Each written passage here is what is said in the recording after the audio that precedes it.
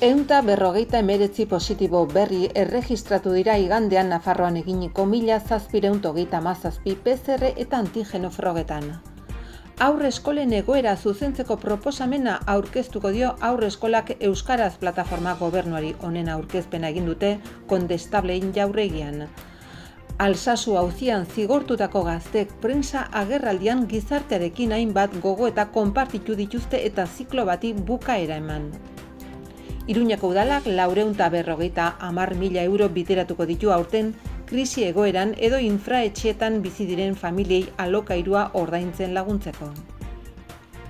Osasun departamentuak kalamoak zure garunari eragiten dio kanpaina indartu du, batez ere adingabe eta gazteengan dituen arriskuak gogorazteko. Gobernuak eta Iruñako udalak kartzela zaharraren orubea lagatzeko protokoloa sinatu dute.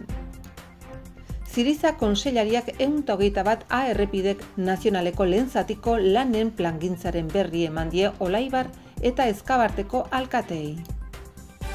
Javier Eskirozek Irunberriko arroilaren xetasun txikiak erakusten ditu erakusketa piktoriko zabal batean Ziudadelan, hainbat formatu teknika eta euskarriekin eginikoa.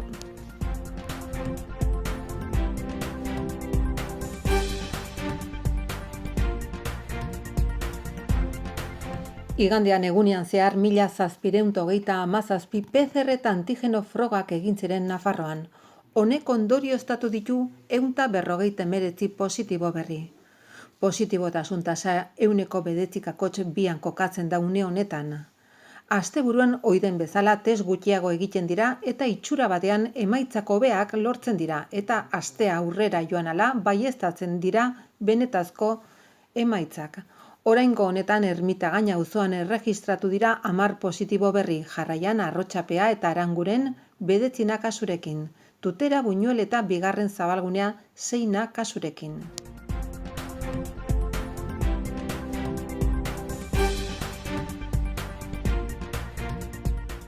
Iruñan gaur egun dauden 16 haurreskola publikoetatik soilik batek eskainiko du helduden ikasturtean euskarazko murgiltze eredua. Honek uzten du sistema publikotik kanpo euskarazko murgiltze ereduan matrikulatu nahi dituzten haurren familia asko. Iruñako Kondestableen plataformak osatu duen proposamenaren berri eman dute. Alderdiekin eduki dituzten bileretan grafikoki egoera zein den azaldu diete deitutako Iruñako euskararen basamortua argi erakusteko. Bileretako borondate eta akordio faltaren aurrean zerbait egin beharra zegoela ikusi zuten eta alternatiba bat aurkeztea erabaki zuten. Proposamena gutxieneko proposamen bada, ez da guk nahiko genukena onartu dute prentsaurrekoan. Geroa bai, Podemos aldugu, Izquierda Ezkerra eta EH Bilduri eskatzen diete euren proposamena babestea, PSNek eta Hezkuntza Departamentuak onar dezaten. Gogoratu dutenez, Jimeno Hezkuntza Kontseilaria da Iruñako udaleko eta Nafarroko gobernuko haurreskoletan azken hitza duena.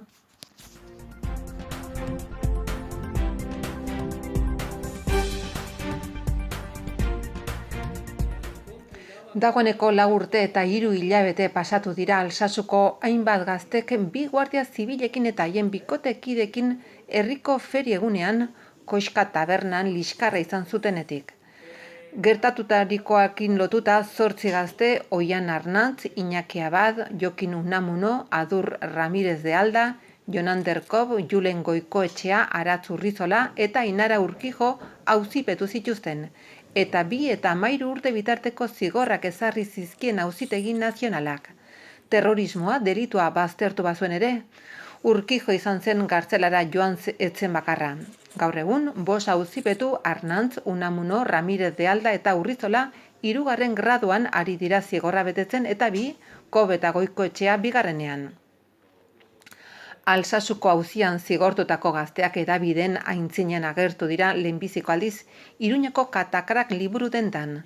Gizartearekin hainbat gogoeta partekatzeko eta dinamika ziklo bat ixteko borondatea agertu dute. 4 urte baino gehiago igaro dira lehen prentsaurrekoa deitu genuenetik. 4 urte gogor eta bukatu ezinak, gureak eta gure herriaren bizitza aldatu dituztenak. Bidegabaikeriak ez du etenik izan, baina egungo unea inflexio puntu argia da. Egoera honen arabera, Altsasuko Akaske plataforma gisa gure ohiko dinamika eta lana bukatzeko momentua iritsi dela uste dugu. Eta hori publikoki egin izan nahi dugu, garai honetan gertatukoaren valorazioa xume bat eginez. Fue tan grave el ataque contra nuestro pueblo y contra su juventud que la propia dimensión de la agresión pone en valor este recorrido y lo que se ha conseguido. Desde que se sucedieron los acontecimientos del Barkosca, la maquinaria del montaje se puso en marcha.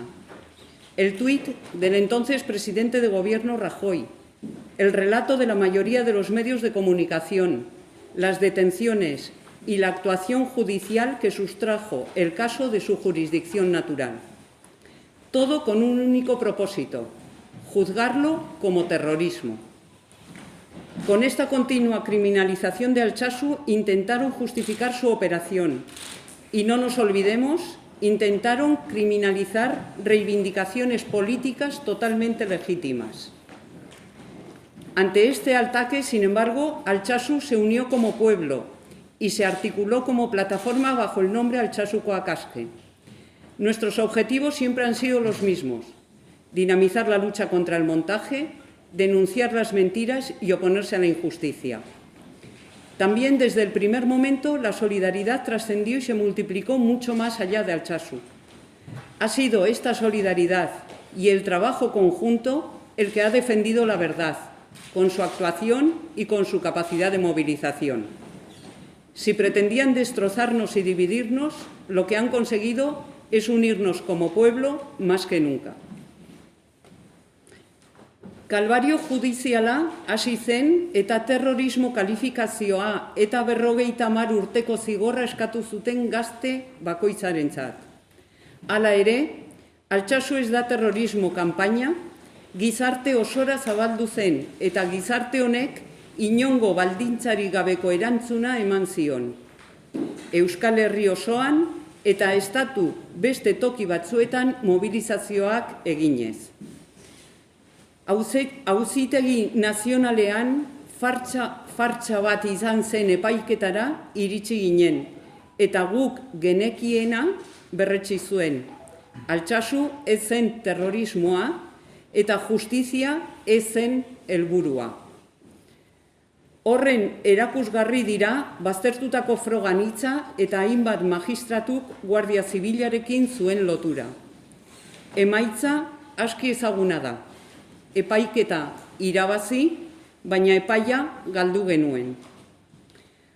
Hortik aurrera, errekurso judizialak, isolamendua, sakabanaketa, FIES erregimena eta mobilizatzen jarraitzen zuen gizarte bat, elkartaratze, martxa, jaialdi, adierazpenak eginez. Zabalera leku aldatzea, gradu aldaketak, baimenak eta kartzelatik irteera kontrolatuak lortu arte.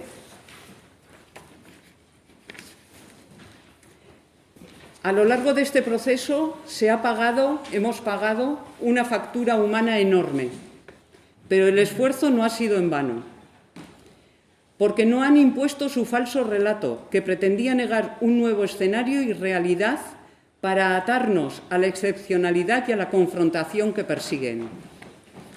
Porque no han conseguido envenenar a la sociedad navarra ni dividirla, para incidir en su evolución política y social. Porque no han conseguido ilegalizar reivindicaciones legítimas en su empeño de aferrarse a dinámicas de criminalización. Tampoco han conseguido legitimar los instrumentos del montaje policial, mediático, político y judicial que han quedado en evidencia. Por el contrario, la plataforma Altsasuko Akaske considera que hemos demostrado que movilizarse merece la pena, que se puede plantar cara y poner coto a la injusticia.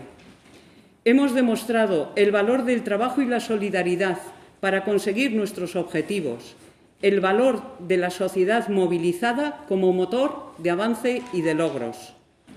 Las históricas imágenes de nuestras manifestaciones servirán como recordatorio de la determinación y capacidad de la sociedad para defender los derechos fundamentales. También queremos poner en valor nuestra forma de trabajar, empezando por lo más pequeño y construyendo hacia arriba, de una forma asamblearia y autogestionada, y siempre respetando la pluralidad y esforzándonos por conseguir el máximo consenso. Balio horiei guztiei ekarpena egin nahi dien borroka esperientzia bat utzi nahi dugu. Esperientzia bat zeinek bere baitan mota horretako operazio bidegabe eta zikinak artikulatzeko botere batzuk duten tentazioari abisua ematen diona.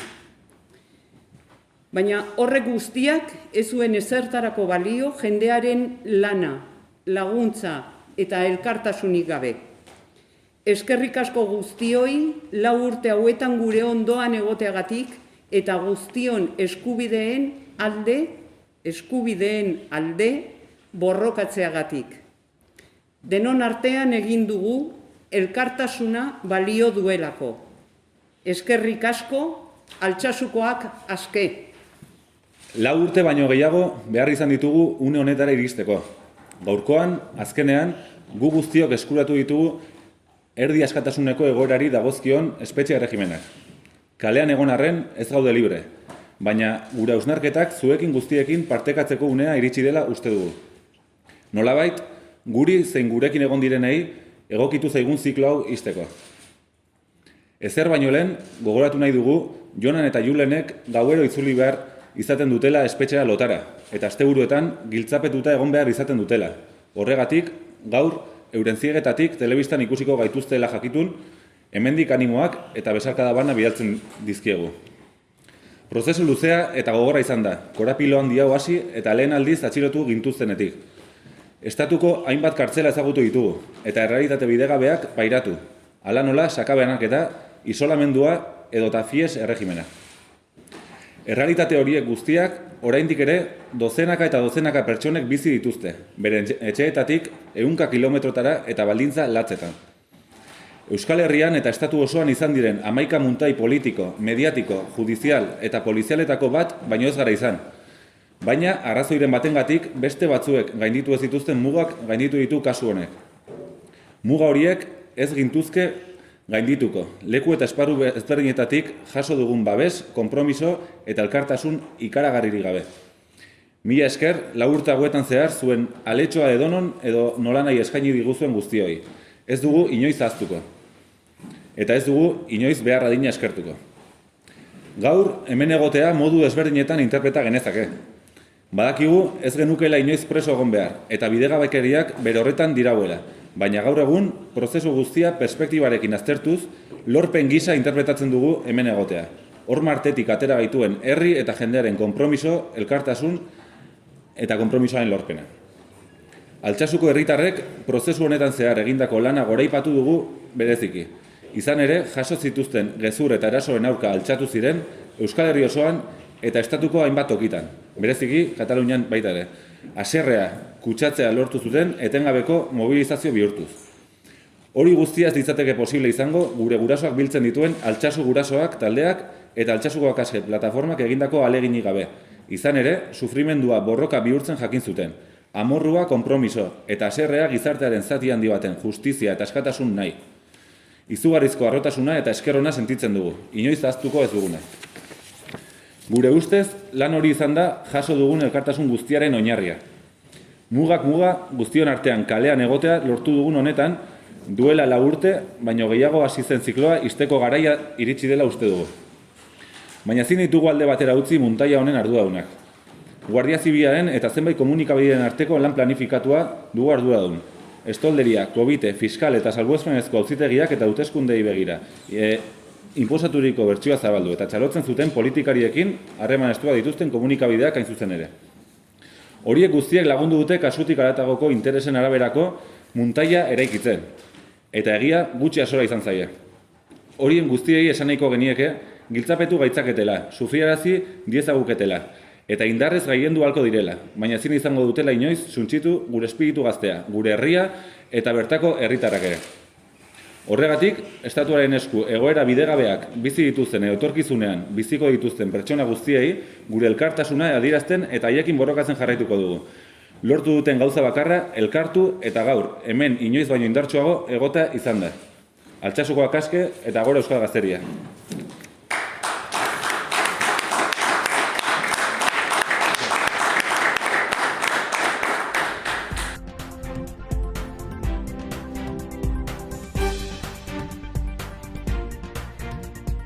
Iruñeko udalak diru laguntzen deialdia egin du krisialdi egoeran egon edo oso egoera txarreko etxeetan, etxe bizitza desegokietan eta beste zenbait egoeratan bizi diren familiei alokairuak ordaintzen laguntzeko.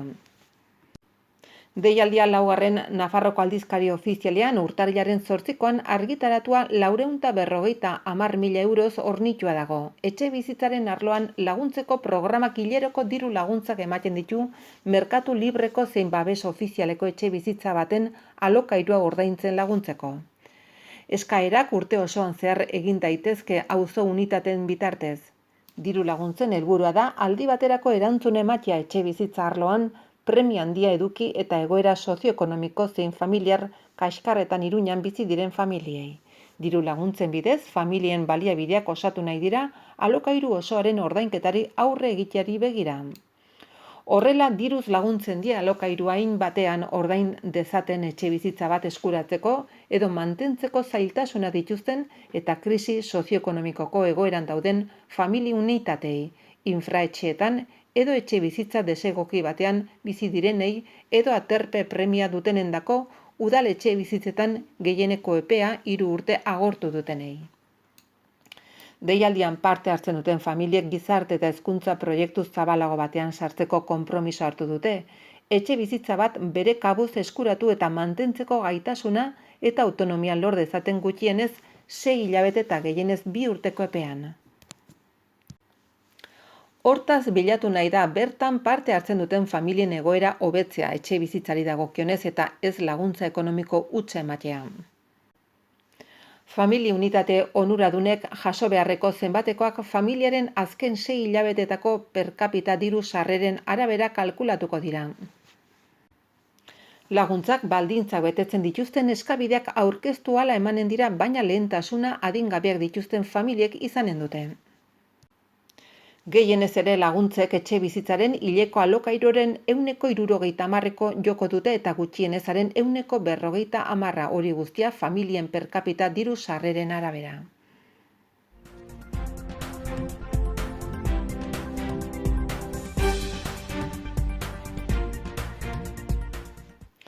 Nafarroko Osasun Publikoaren eta Lan Osasunaren Institutuak Kalamoak zure garunari eragiten dio. Ongi pentsatu alduzu izeneko kanpaina indartu du.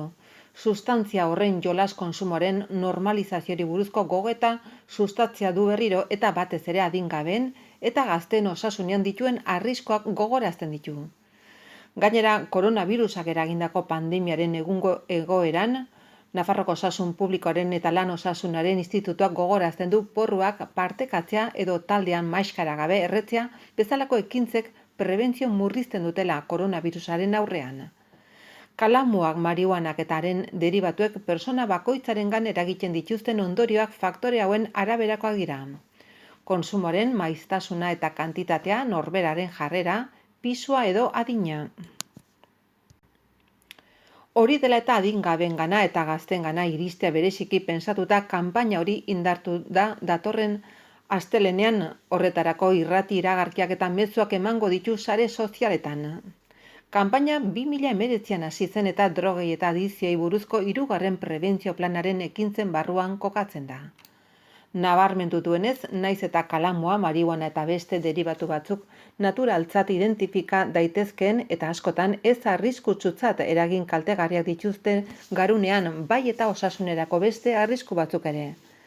Kalamuak ongizate eta lasaitasun sensazio eragin dezake, baina oroimenari eta arretari ere eragiten die. Istripuak eragin ditzake baita eskolako eta laneko errendimentua zaildu, pertzepzio aldatu eta logura eragin ere. Nahi ez den beste ondorio bat da antsietatea, izua eta persona batzuengan buruko gaixotasunak sor ditzakela eta batzuetan kontsumitu bitartean zorabioak, estualdia eta bar sortzen ditu.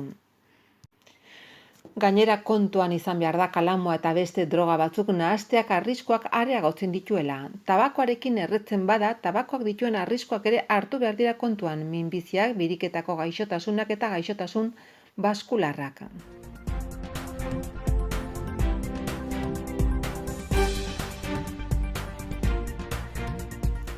Nafarroko gobernuak eta Iruñeko udalak ostiralean udal jabetzakoa den Gartzela Zaharraren orubea foru gobernuari lagatzea arautuko duen protokoloa sinatu egin dute. Eta foru exekutiboa justizia jauregia handitzeko eraikin berri bat eraikiko du toki horretan. Eduardo Santos, migrazio politiketako eta justiziako kontseilariak, zein Enrique Maia Iruñeko alkateak sinadura ekitaldia egin dute Nafarroko jauregian. Oneri esker justizia jauregiaren zabalkuntza leku horretan eraikitzea ahalbidetuko du, haren espazio banaketan jada lan egiten ari baita.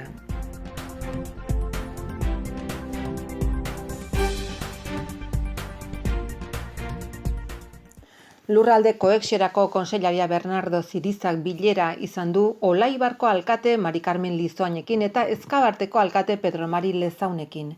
121 A errepide nazionalaren lehen zatia 2+1 bide bihurtzeko lanen plangintzaren berri eman diezaien. Ezkabako tunelen biribilgunetik Olabe zehar bideraino doazen lanak otsailean hasiko dira, aldez aurreko seinalaztapen eta prestaketa lanak egin ondoren. Zirizak Lizoain alkateari eta Lezaun alkateari jakinarazi dienez, obra 5 kilometrotan trafikoari ahalik eta kalte gutxien eragiteko moduan egituratu da. Ez da aurreikusi errepideko zirkulazioa moztea eta ez da beharrezkoa izango galtzadaren desbideratze osoa egitea. Halere, zirkulazioaren abiadura urdiko 60 kilometrora mugatuko da eta gainera ordezko pasabideak ezarriko dira obraren fase batzutan, beraz, litekena da auto-ilarak sortzea. Azpimarratu behar da ordezko pasabideak zenbait puntutan ezarriko direla lehen tarte hontako obren hasierako eta bukaerako zatian eta ondorioz abiadura 40 kilometro ordukora mugatuko da, eremu zehatzoietan. Obrak direla eta galtzada okupatu behar bada, bidearen zati batean egingo da, lan eta beste aldea libre utziko da, trafikoa modu arautuan eta alternatiboan igarotzeko noranzko batean zein bestean. Aurreikuspenen arabera, otsailean ordezko 5 pasabide ezarriko dira obrarako beharrezkoak diren zeharkako dranatze hodien instalazioa osatu ahal izateko. 121 A errepide nazionala 5 zatitan banatu da. Ezkabako tunelatik Endarlazako zubiraino. Nafarroak Gipuzkoarekin duen mugan. Lehen zatiak Ezkaba Olabe 8,1 milioi euroko aurrekontua du eta Acciona Construcciones S.A. Excavaciones Ferminos SL enpresei esleitu zaio. Proiektuak aukera emango du errepidea 2+1 diseinu bihurtzeko, hau da zirkulazioaren 2 noranzkoak eta 3 errei erabilgarri dituzten bideak. Horrela, erdiko erreia norabide batean edo bestean aurreratzeko erabiliko da. Gainditu ezin den erdibitzaile baten bidez zirkulazioaren beste noranzkotik berexitako tarte erregularren bidez. 2+1 bidearen soluzioa oso edatua dago nazioartean duela urte askotatik eta bide segurtasunari eta funtzionaltasunari dagokionez eraginkorra dela erakutsi da. Abantaila nagusiak kontrako noranzkoan zirkulatzen duten aurreratzen 100% kentzen dituela eta horrek nabarmen murrizten duela aurre alboko talkaren arriskua dira. Izan ere hori da 121 A errepidearen egungo istripu tasaren kausa kaltegarriena. Gainera ilarak erraxago uxatzeko aukera ematen du, aurreratzeko guneak optimizatzen baitira.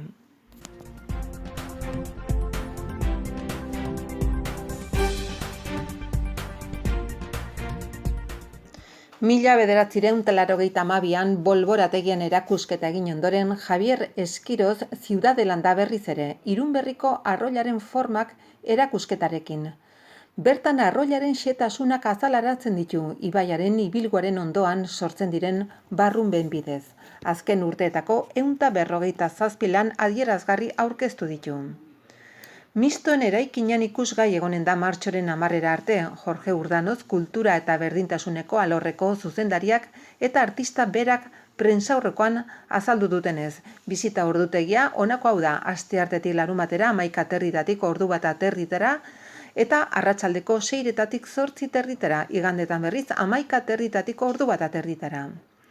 Katalogoa jasotzen duen bezala proiektu zabala da, Irunberriko arroilak bere erraietan eskaintzen duen altxor sensoriala agerian uzten diguna, baina era berean, bere aurrean gelditu den subjektua norden adierazten duena, ura bere sormenaren motor bihurtu arte erabiliz. Javier Eskirozek hainbat euskarri teknika eta formatu erabili ditu, neurri handiko mixetatik hasi eta lan txikiagoetara, non akuarelak, tinta txinatarra, akrilikoa, grafitoa eta egur gaineko olioa konbinatzen bai ditu. Horrelako erakusketetan ohikoak diren euskarriez gain bere lanen oinarri gisa erabili ditu ere maitxoak, bambuzko oholtxoak zein zurezko pertsetatik zintzilik dauden mixe kurbatuak. Hala, paleta naturalari leial zaion lana aurkeztu du. Ñarbadura zehatzekin eta benetako kolorearen benetakotasunetik aldentzen diren gehigarri artifiziali gabe. Figuraziorako joera argia duten lanak, errealitatearen zatitxo eginak, batzutan itxura gabetu egiten dira, hain errealistak ez diren eta abstraktuagoak diren pintura unibertsoak sortzeko. Lan horrek argazkiz eta apuntez osatutako dokumentazio zabala izan du oinarri. Irunberriko arroila aukeratze ez da kasualitatea izan ere Koldo Sebastianek katalogoaren aurkezpenean gogora ekarri duenez, 1982an Bolborategian egindako erakusketan jada bere inspirazio iturri nabarmenetako bat zein izan zen abisatzen zuen, estimulu bakarrak aurkitzeko duen gaitasun intuitiboa gehien aktibatzen duen lekuetako bat, Irunberriko arroila. Bere bakarkako lehen erakusketa 1973an egin zen Tafallan eta ordutik 40 gunetan ikusi ahal izan da bere lana. Hala, Tafallan bertan nola Sitgesen, Iruñan, Koreian, Barasoinen, Zangotzan, Azkoienen, Kalahorran, Burlatan, Barainainen, Tuteran, Zizur Nagusian eta Taxoaren. Hoiez gain taldekako 20 erakusketa ingurutan parte hartu du eta beste hiri batzuetara eraman dute bere lana.